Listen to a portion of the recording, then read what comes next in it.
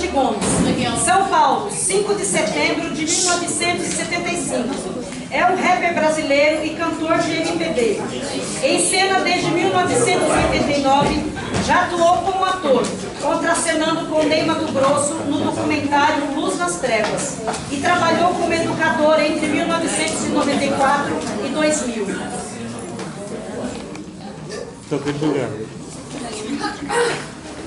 Biografia de Criolo, parte 2.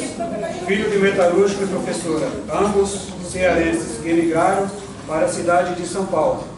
Nasceu no bairro de Grajaú, zona sul da cidade.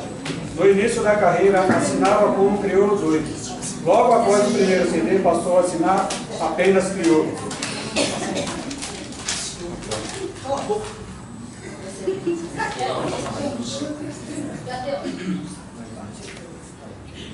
Em 2006, lançou seu primeiro álbum de estúdio, intitulado Ainda Tem, e fundou a Rinha dos MCs, tradicional de rappers bons de improviso, existente até hoje. Em 2011, lançou seu segundo disco, Nó na Orelha, gratuitamente através da internet, e mudou seu nome apenas para Criolo. No disco, o cantor diversificou o ritmo, rap como vários outros, MPB, funk, soul e blues. Criolo é extremamente conhecido por suas letras musicais e rimas, que nos leva a belas reflexões sobre a vida e a realidade das periferias do Brasil. É um artista que se compromete com o social e a luta contra a desigualdade e o preconceito. Ficou conhecido de grande parte do público brasileiro com a canção Não Existe Amor em SP, do CD Nó na Orelha. Algumas frases do Criolo aí para vocês, tá? Os bares estão cheios de almas tão vazias. As pessoas não estão más, elas só estão perdidas. As crianças daqui estão de HK. Leva no sarau, salva essa alma aí.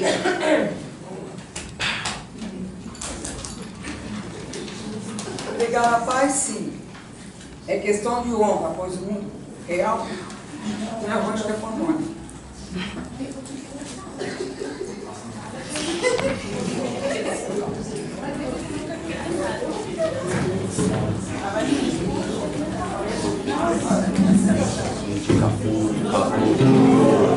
Sou brasileiro.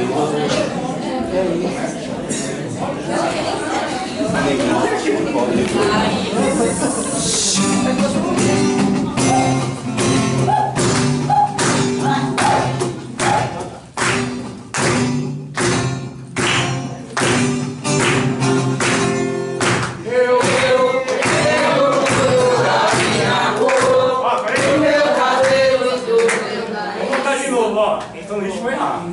Ó, vamos lá. Acende a luz, por favor. 1, 2, 3, vai devagar. Eu